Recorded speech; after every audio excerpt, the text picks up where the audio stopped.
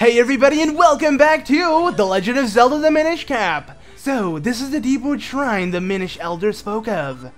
He said something about there being monsters inside, didn't he? Hey now! No reason to be afraid or anything. I'll be waiting right here. No, wait. What am I saying? I'm not letting you leave me alone out here! Alright, all you do is care about yourself, Eslo. Okay. Anyways, here we are in the Deepwood Shrine, and we're gonna find the first element. So, let's go ahead and get started. This is pretty much the first temple within the game, and it's not that difficult. But keep in mind that there are going to be 2 pieces of heart within this temple, so you want to grab them, because most likely you'll never backtrack to a temple. Especially if you want 100% this, it's going to be pretty annoying backtracking to a temple if you forgot. So we're going to make sure to collect those. We'll keep them on our mind, but they will be later on within the temple. Anyways, our first puzzle here is lighting these torches, and by doing so, we'll be able to pick up a small key. So not bad.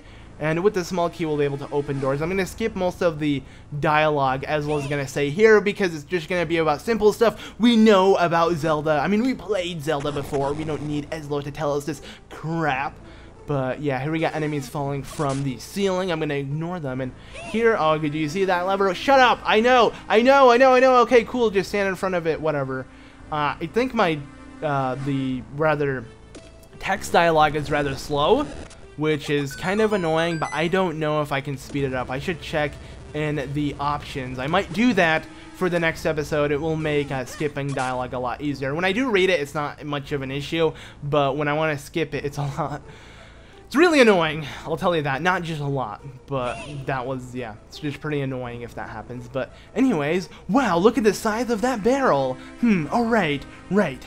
How silly of me. It's not big, we're just small. Good one, Elslo. Yeah, you're right, actually, so never mind.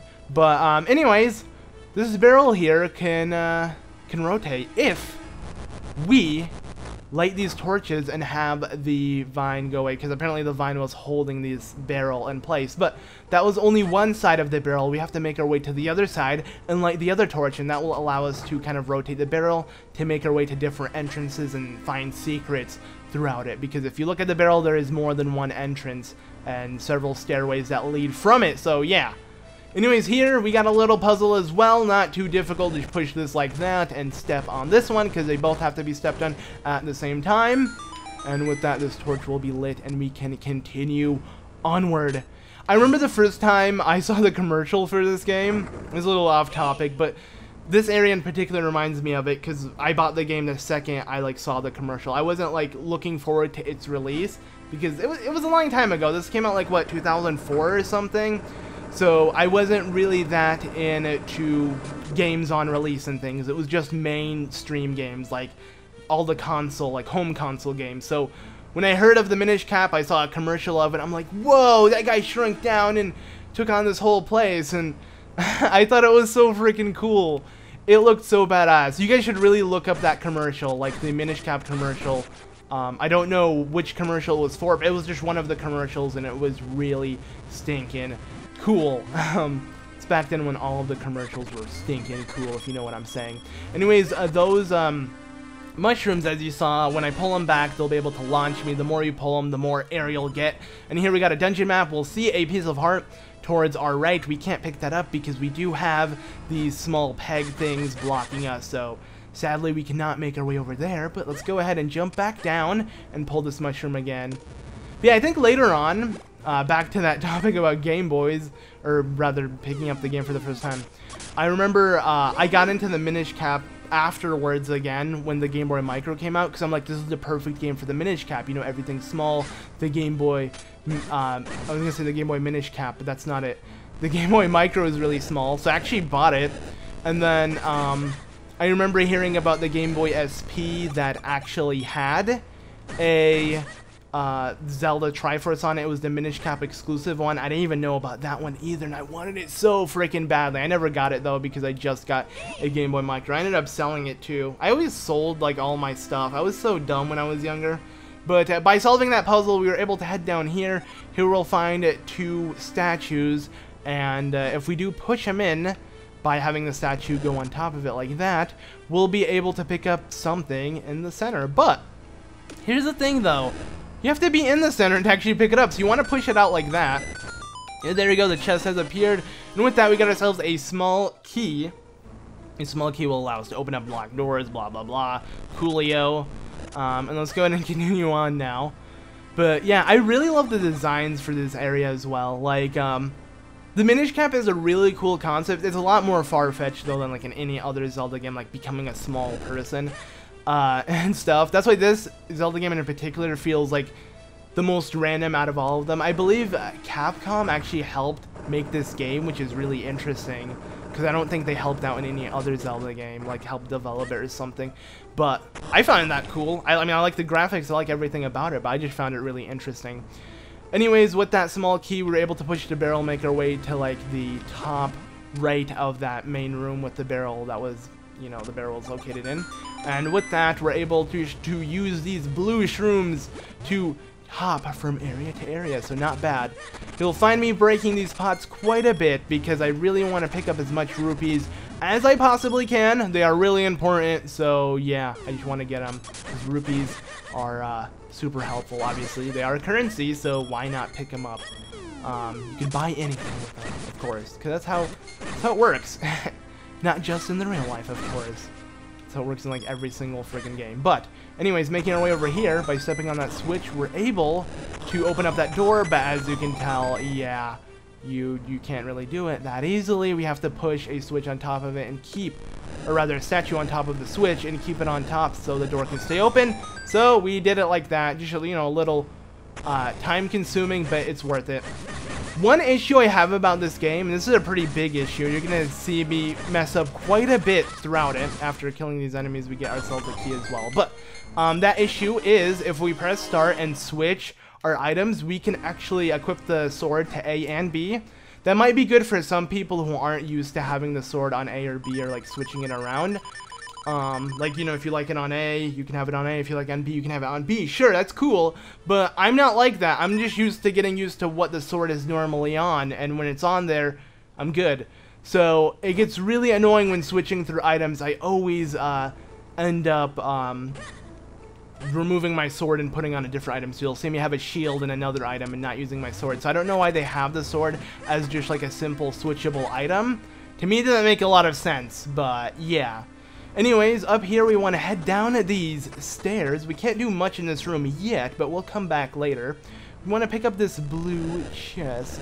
You'll notice that all the blue chests hold either a dungeon map, a compass, or something else that you're going to see real soon. But basically, the blue treasure treasure boxes.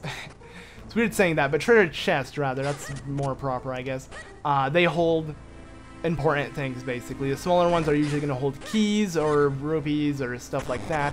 Stepping on this switch will open up this door that will take us back to the barrel room, but I want to ignore that for a second.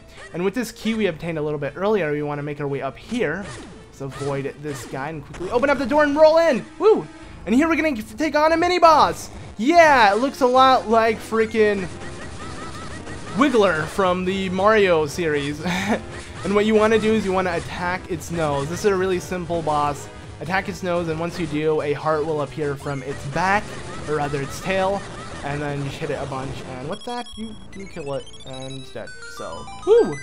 We open up another blue chest, so that's the third blue chest. This is the most likely the final one we're going to be picking up within this temple, because one has the dungeon map compass, and then one with the item of the temple, and that was a gust jar this time around. So, sweet, we got ourselves a nice gust jar, and with this gust jar we'll be able to, let's go ahead and equip it real quick over our shield, which is A, gotta remember that. I'm gonna have the sword on B. I'm gonna at least try to have the sword on B for throughout this whole let's play, but yeah, by using the gust jar we can easily suck up those cobwebs, and here we got ourselves a piece of heart.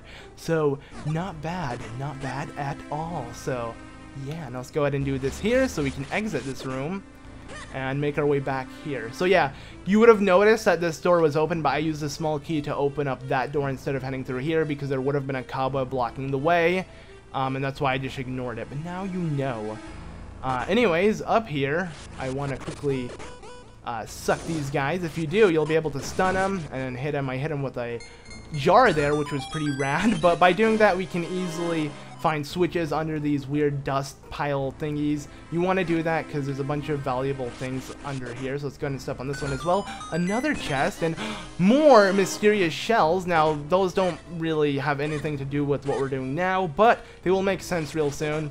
Here you'll find another switch. You know, it's on the opposite of this one, so might be easy to locate, might be difficult. You might not notice it first time around, but that will activate a blue portal up there.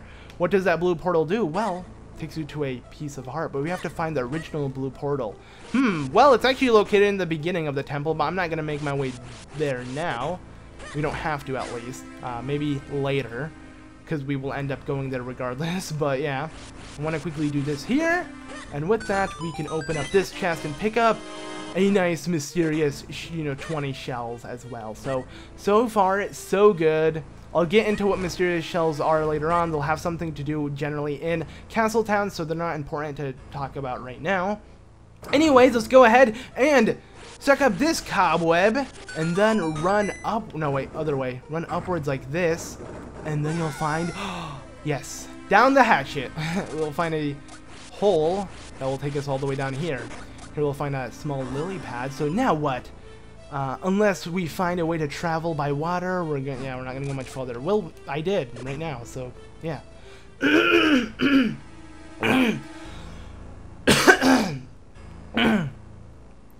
And that is by using this lily pad to take us places. And yeah, we're just gonna use the gust jar to blow the opposite direction of where we want to go, and we'll be going places in no time. So yeah, this is actually really freaking cool. What we want to do is make our way towards the right here. So I say right here, but I meant right and then here. So right, comma, here, whatever. But yeah, I'm just gonna ignore this enemy if he'll let me. It's sometimes hard to control this because it kind of slides really quickly, as you can tell it just did there. But by doing that, you'll find a switch. Stepping on the switch will, yeah, only remove those pillars for a certain time, and we got a blue rupee. That's kind of nice. I like how that's the dialogue for it. That's kind of nice. Yeah, it's not great, but it's kind of nice.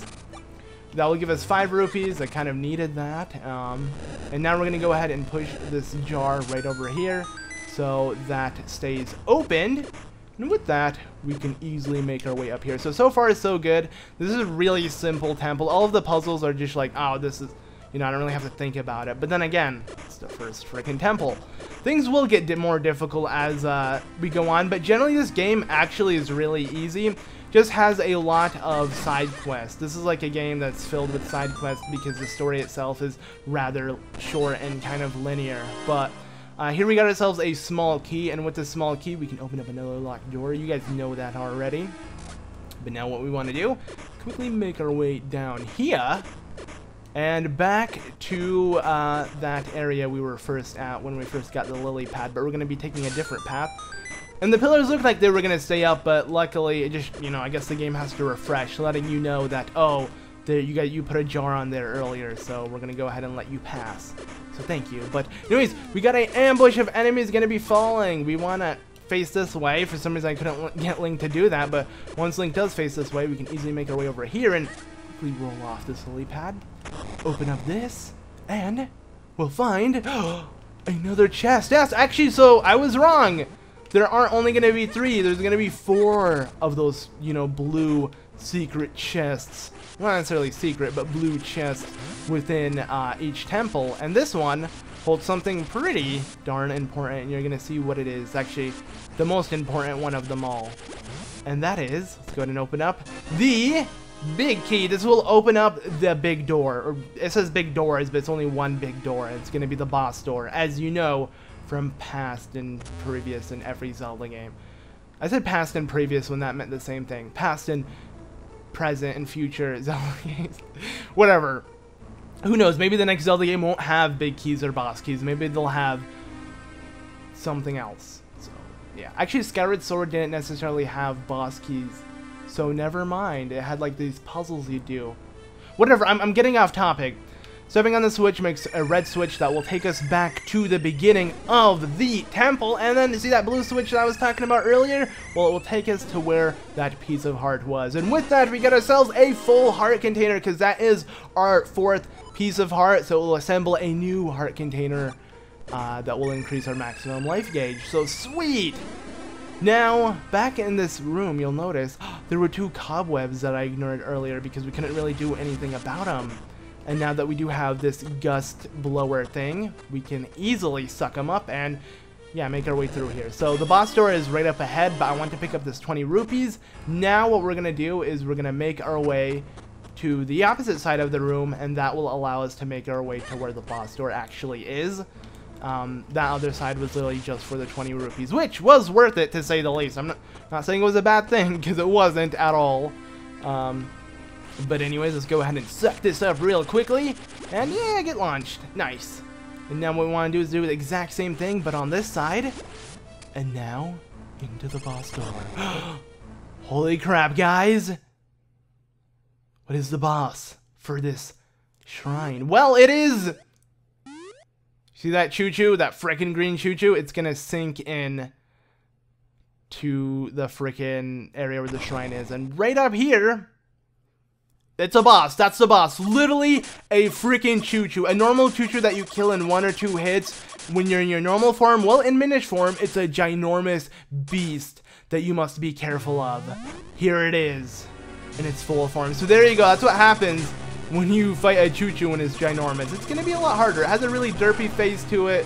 And when you kind of suck most of its goo, it will lose balance and fall, so once it falls, we'll be able to hit it. And the face it does is just like, why did you do that, man? I didn't do anything to you. I was just having fun. But in reality, it wasn't. This is a bad guy. In reality, it is. The choo-choos aren't enemies. They're annoying, and they just cause trouble, so we're going to try to kill this one. It's just going to be a whole lot harder this time around because we are a little small Minish, but there we go. It fell again. Let's quickly constantly stab it as much as we can. Yeah, you spam the B button quite a bit. I noticed you do that in like all of the top-down perspective Zelda games. Like that's a common thing where you just can sit and spam. But like in other Zelda games, bosses take much less hits, but it's a lot harder to spam. So yeah, you can't really spam as fast. But anyways, let's continue to do that. Oh, there we go. It's gonna lose balance, and I think this is the final time where we'll fall for good, and we'll be able to kill it. So just fall already. Is it taking you really... Oh, maybe I have to suck it some more. No, it fell. Okay, we're good. Now just keep hitting it. And there we go, it's done. So this is what happens when we get a close-up of a choo-choo. They actually explode like 1,000 times before they die. We just don't notice that because we're a lot bigger. So it's harder to notice. But there we go, our first element. This is the earth element from the Deepwood Shrine. We did it! Woohoo! Yeah. You got the earth element. The power of the earth is the source of the living things, The earth element is the embodiment of that power. Anyways, look at that. It's a freaking heart container. Yay! So now we have 2 new heart containers than the 3 we started off with. And yeah, it's 5 in total, so not bad. Let's go ahead and leave through this green portal, and this will take us back out here. So, we got the earth element. You must go tell the elder at once. And we will do that, but in the next episode. So, thank you all so much for watching this episode of The Legend of Zelda the Minish Cap. In the next episode, we're going to be making our way to the elder and let him know of our retrieval. So, thank you all so much for watching once again. I've been ZeldaMaster, and I'll see you all in the next one. Goodbye!